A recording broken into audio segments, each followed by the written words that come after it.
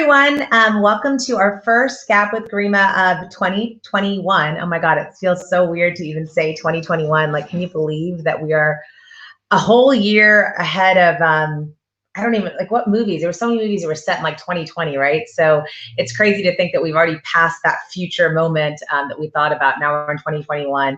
And I know looking back at 2020, it seems like a blur, right? Because we had this crazy year and there were so many things that we had planned that we didn't get to do. There were so many things that we got to do that we didn't expect.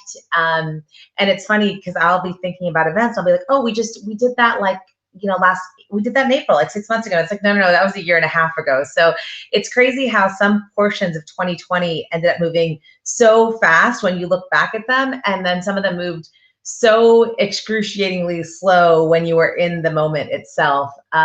So today I wanted to talk about lessons learned in 2020. These are kind of all over the place. I'd love to hear from y'all as well as terms of what lessons you've learned and what you can share that you've gotten from 2020 and what you might do differently. So the first one I have, this was actually kind of one of those basic ones, but I don't think we do it enough, but it's just stopping and reassessing, right? So, if I look at Biller Genie, we were going all systems go, starting in January, we were running as fast as we could. We were getting so much done. We were making plans. We were writing. We were super into the tactics. We were down in the weeds. We were doing everything from sales, marketing, all of that. We were hiring. And it was awesome. And then all of a sudden in March, things came to a screeching halt because we planned to make a lot of connections during trade shows. We planned to do so many big things during March, April, May, June. We kept saying that, oh my gosh, from May to July, we're going to see this immense growth and we're going to have all these amazing meetings and trade shows. And we're going to be going here and our marketing's going to be like this. And all of a sudden, comes mid-May and we're like, oh my God, what do we do? And by the way, we were in the middle of a fundraising round as well that was supposed to close right at the end of March. So it was really hard. And at first we didn't know what to do with ourselves. And hey, Amanda, thanks for joining. We didn't know what to do with ourselves. We literally looked around and said, oh my gosh, like all of our, everything that we thought that we were going to achieve, we can't, and we're running so fast, and how do we stop? And what was incredible is that we took 2 days and we stopped. We completely stopped. We stopped everything that we were doing. We took the entire leadership team and we came together for 2 days. And we just talked about what worked and what didn't work and what should we be doing and what shouldn't we be doing. And it wasn't so much about what we were doing that day, but it was long term. Like, where did we see ourselves and how do we want to get there and who's our target market? And some of those basic questions that we just tend to not ask ourselves often enough, and getting up from the weeds and moving up to the strategy. And that was so impactful. It changed our entire vision, our life, our trajectory, how we did things, and we are so much better off for it. And I would like to think that we would have done this with or without the pandemic, but I'm not sure that we would have. And so many amazing things came from those and preliminary discussions, that moment to just stop everything that we were doing and be like, okay, what is the most important thing? And if we had to focus on just 2 or 3 top things, what would those be? And how would we make those things happen? It was groundbreaking for all of us. And I really think that as a company, we've now made that part of our practice, where no matter what's going on, we're going to be doing quarterly reviews to check in and just make sure that we're still following the same plan and vision and mission. And are we still staying true to who we said we were and what we wanted to be, or does that need to change? We've also put into place like an annual business review that we got to do here in December with our entire team. And we got so much information and feedback about what we were doing right and what we were doing wrong and how we can improve on it. But taking that time to be strategic, to stop just doing, to stop running, to stop just doing things on your to-do list because they're on your to-do list, and stopping for one moment and just saying, hold on, why am I doing this? Is this my top priority? Do I need to continue? Is there a better way to do things? If I thought about this a little bit more, does this follow my strategy? What is my long-term vision? What is my mission? So that is definitely my lesson number 1, is to stop everything you're doing and just take a moment to reassess the situation and ensure that you are doing the right thing at the right time, and you're doing it in the best way possible. So stopping and being strategic. And hi, CA Sumit, thanks for joining.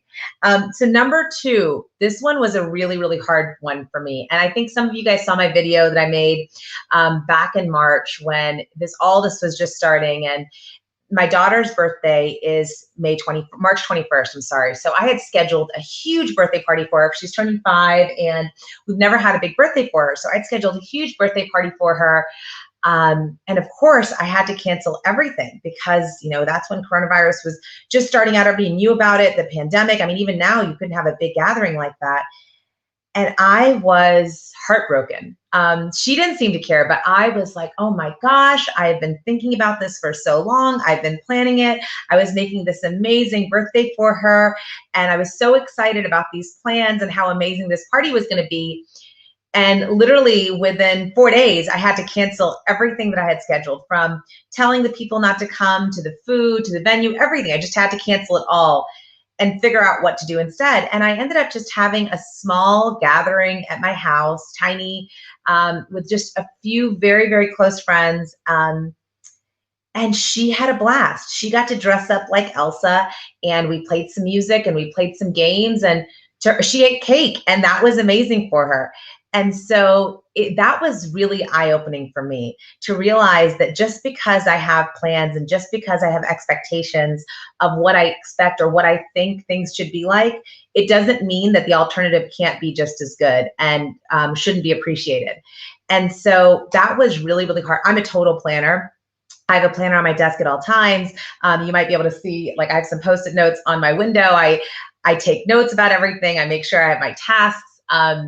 And so it was really hard for me to understand that plans can be changed and it's okay when they change, and accepting that. So I would say for me, number 2 lesson that I learned was that there are no forever plans, that nothing is forever in terms of plans, and it's okay when plans change. And the sooner we accept that those plans are going to change, and the sooner that we get okay with it and move on, the better it all becomes. And the more fun we have with it, and the more, I guess, relaxed we are. And I guess if you know me, I'm not exactly a very relaxed, easygoing person. So this one was super, super tough for me. But I try to remind myself of this often, that, hey, it's okay. Things can change and plans can change and nothing's forever. So that was a big one for me. Number 3 for me actually is a little bit more personal. So I have never really enjoyed cooking. It's just not something I like to do. And I have a lot of friends who are amazing cooks, but that's just not something that I've liked. And so I said, okay, and I know a lot of you did this, that, we're home so much during the pandemic and we can't eat out, and, and I've always made simple foods, but I was like, I just don't really love it. So I was like, well, let me just learn how to do this. And I did. And I planned, and I made meal plans, and I cooked every single day and made huge gourmet meals. And it was fantastic. I mean, my family absolutely loved it. They were like, wow, this is incredible. And I was like, oh my gosh, I can do this. But I still realized that it's not something I like to do, although I can do it. And I think what that taught me was that if you put enough time and effort into anything, even if you don't like it, you can probably become pretty good at it. So if there's something that you really want to do, or something that you're challenged with, or something that you think you want to do better, if you make it a priority and you really plan for it and put the time and energy in to make yourself learn how to do it. And look, now there's so many resources, right? From watching someone doing something on YouTube, to reading a blog, to finding an article about it, to asking questions in Facebook groups. I mean, there's a million different ways to get to learn something, to learn how to do something. And so for me, that was really cool, because I never thought that I would be the person making huge gourmet meals, several courses, and using things like truffles. I just didn't think that that was something that I would do. And it was crazy to me to realize that, oh, if I just put my mind to it, it would be really easy. I mean, it's something I can do. I just needed to put my mind to it and really needed to plan for it for myself. And Amanda, thanks. I'm glad you like those wraps. And CA, he said, will you be more conservative for your plan in 2021 considering 2020? Actually, no. I think that it's what I've seen in 2020 is that it's not about being conservative with the plan. It's about being strategic. in the plan, and figuring out what are the priorities and how to get there, and ensuring that every single thing we do. So I highly urge anybody who has a business, or even if it's not even a business, figuring out what those bottom line things are. What is your vision and what is your mission? And then going backwards to create your plan. And anytime there's a shiny new object, anytime there seems like something you're doing, to go back and say, well, hold on, let's do a litmus test. Does this fit within my long-term vision? Is this actually part of my vision or not? And at least here at Biller Genie, we're not being conservative for 2021 at all. Actually, we have a huge growth year planned, because we were fortunate in 2020 to be able to secure some very large partnerships, and that's what we're going after, and really capitalizing on what the businesses or the small and mid-sized business sector need right now, especially with so many of them needing additional help and needing resources, needing abilities to work from home, and needing abilities to be contactless, so that's been really great for us. So number 4, this one was another surprise to us. So I like having people, so I've worked remote for most of my career, right? I've worked remote, and I've traveled a ton, and I miss planes. I was missing planes a ton in 2020 because I'm used to being on flights very often. There was a YouTube video I saw of a guy sitting in front of the washing machine window just so he could feel like he was back in a plane. And so I totally identify with that. But, one of the things that we found is that people don't need to be in front of us, and we don't actually need to travel as much or have as many face-to-face meetings as we thought we did. We can be just as effective, and sometimes more so. I mean, we've hired so many remote employees that we would have never considered in the past. And that has been amazing for us, because we have found the best person for the job instead of just looking in a small area and saying, well, they have to live here. We've really looked for, okay, who's the best candidate for the position? And that's really changed our company. We've been able to hire, Jessie, who's our awesome content manager, who's on here right now, and she lives in St. Louis. And I never would have thought that we would hire someone at Missouri, because I was like, oh my God, there's like a time change, and what if we have to have a meeting, and will we be able to talk to her? And it's been fantastic. And again, like I said, I've always worked remote, but I've always traveled a lot. So I've been used to flying into an office every other week, or at least several days a month, and meeting all employees all the time and doing face-to-face trainings. And to not do that and still be successful, and also seeing that people do so well with that level of autonomy, that they can manage their lives, they can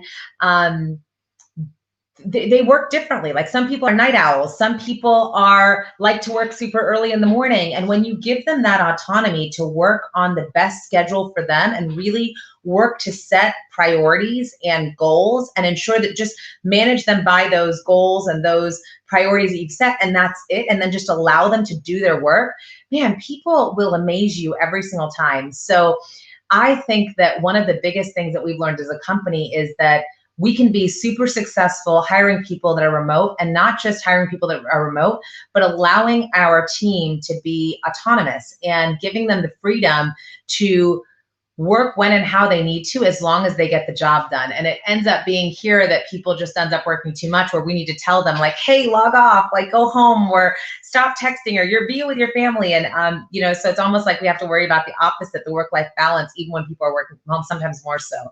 But like, it's great to see that we can really get the best talent.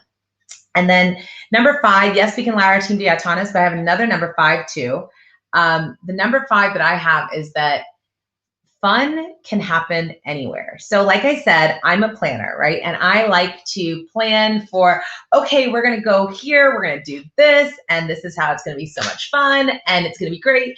And literally every plan I had from March until the end of the year was gone, right? From trips that we had planned, to parties, to events, to galas, to things that I think are so much fun.